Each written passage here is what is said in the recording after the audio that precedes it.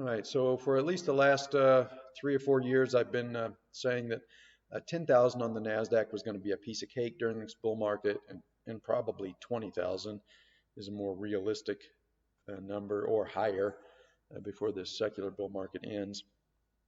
Uh, Back here when we had the crash in early 2018, a lot of people started claiming, that I was wrong, and the bull market had topped. Of course, you know, as almost always happens, I end up being right, and these people are wrong.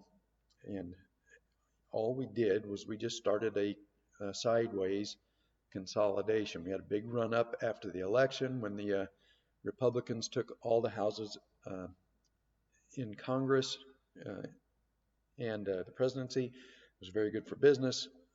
Stock market made a big run that pushed gold down into a multi-year basing pattern, and and we started to get this parabolic move right here. And one of two things had to happen: either this was going to go parabolic and we'd get our bubble phase in the end of the bull market, or price would have to correct, and then at some point we would need a long sideways consolidation in order to work off this huge rally out of the elections.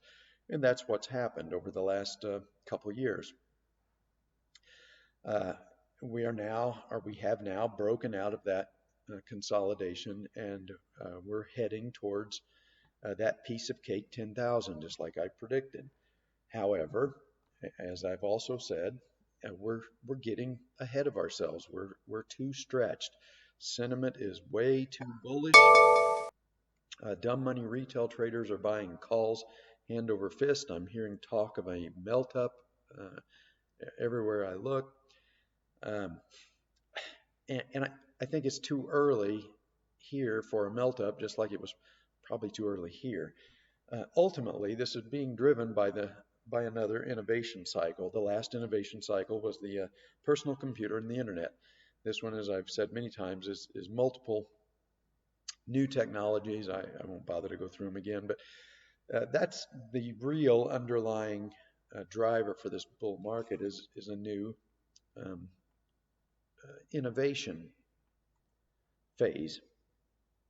Now, um, I've been saying for a couple of weeks that we're probably setting up for some kind of crash, maybe something similar to what happened here, simply because once the Fed started doing QE again, it's prevented the market from correcting naturally, and price is getting stretched way too far above the 200-day moving average.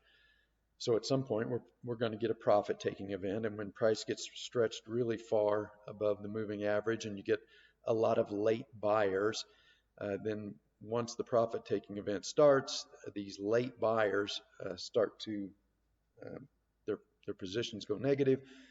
They stop out, and it kind of snowballs, and you get a violent um, profit-taking event that turns into some kind of a mini crash. Let me shorten the screen a little bit. So, I got an email from one of the trolls yesterday uh, asking me, in vulgar language, where was my crash?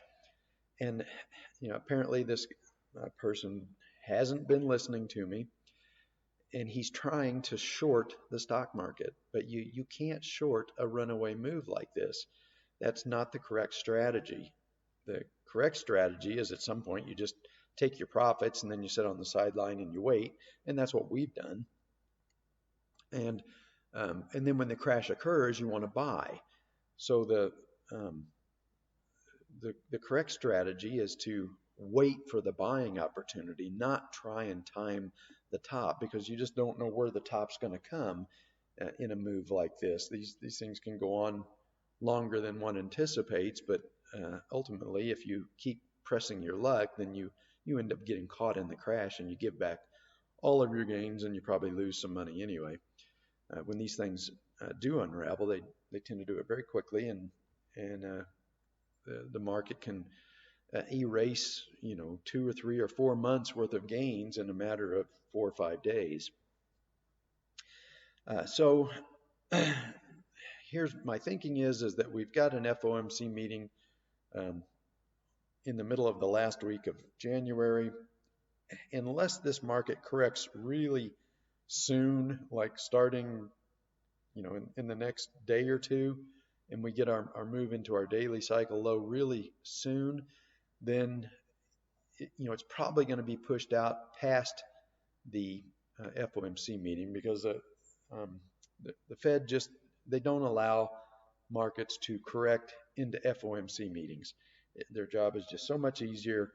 The decision-making process is easier if the market is stable or going up near all-time highs at any Fed event. And we've got another one. The Humphrey Hawkins address is usually at some point in February. So um, at this point, they've prevented this daily cycle from left translating and giving us our ICL. So um, we'll just have to see how the next few days plays out. If we don't start to correct at least into a daily cycle low pretty soon, then you can probably bet that the Fed is going to keep the market propped up into that FOMC meeting, and then we'll get our daily cycle low after that. And then again, the Fed will prop the market up into the Humphrey Hawkins address, and that will push the intermediate cycle low out, further into late March or early April. So use a correct strategy here. Don't try to fight this QE-driven momentum move. There's really no way to try and tell when the profit-taking event will start, but I think I can virtually guarantee we are going to have one. Like I said, it's too early in the innovation cycle to have a market bubble yet, so I don't think this is going to just take off and go straight to 20 or 30,000, and then that's the end of the bull market. I think that's still at least 10 or 15 years down the road. So that being the case, we're going to have some kind of a major intermediate degree profit-taking event sometime in the future. The Fed has probably stretched that out to March or April, since they prevented this daily cycle from left translating and giving us the ICL.